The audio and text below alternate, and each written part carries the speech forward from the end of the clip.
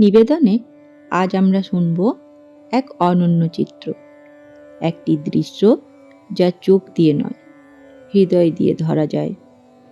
মা সারদা দেবী ও লাটু মহারাজের কাহিনী, এক সরল সন্তানের অনুপম স্নেহের কথা।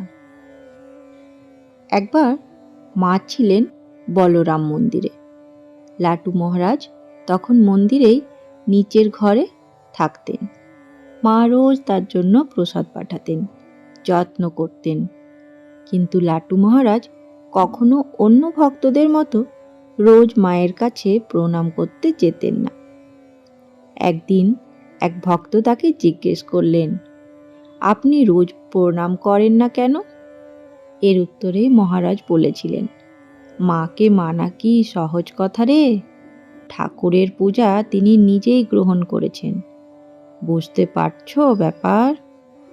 মা ঠাকুর যে কে তা একমাত্র তিনিই জানতেন। আর কিঞ্চিৎ স্বামীজি বুঝেছিলেন, তিনি যে স্বয়ং লক্ষ্মী। তার দয়া বুঝতে হলে বহু তপস্যার দরকার। মায়ের স্নেহ ও মহারাজের কথা মনে করতে গিয়ে মনে পড়ে যায় মায়ের বিদায়ের সময় অলৌকিক দৃশ্য, যে ছবিটা আমাদের চোখের সামনে আজও ভাসে। মা তখন বলরাম মন্দির থেকে জয়রামবাটি ফিরছেন।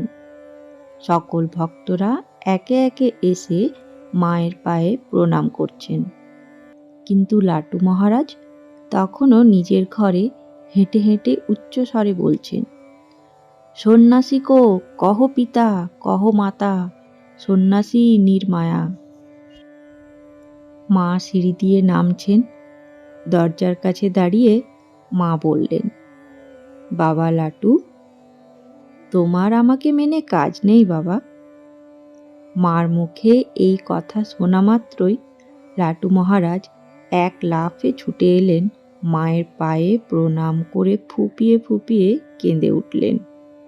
মার চোখেও জল এসে গেল।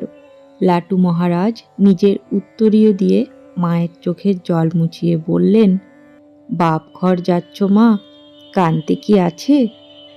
আবার শরৎ তোমায় শিগগির এখানে নিয়ে আসবে। কেঁদো না মা, যাবার সময় চোখের জল ফেলতে আছে কি? সেই সরল সন্ন্যাসীর কণ্ঠে মায়ের জন্য এই দরদ মাখা কথা শুনে সকল ভক্ত অভিভূত হয়ে গেছিলেন। সাধারণত মা সন্তানের চোখের জল মুছিয়ে দেন, কিন্তু এখানে সন্তান তার মায়ের চোখের জল মুছিয়ে দিচ্ছেন। এ ছবি অতুলনীয়। আজও যদি আমাদের মধ্যে এমন সরলতা, এমন অকৃত্রিম সেবা থাকতো, আজকের ছেলেমেয়েরাও যদি একবার এই ভালোবাসা শিখে নিতে পারত, কত শান্তি নামতো সংসারে। যাই হোক, আজকে মা সারদা দেবী ও লাটু মহারাজের স্নেহের গল্প আপনাদের কেমন লেগেছে কমেন্টে জানাতে ভুলবেন না। ভালো লাগলে অবশ্যই ভিডিওটিকে শেয়ার করে দেবেন আর চ্যানেলটিকে সাবস্ক্রাইব করে পাশে থাকবেন। ধন্যবাদ। জয় মা।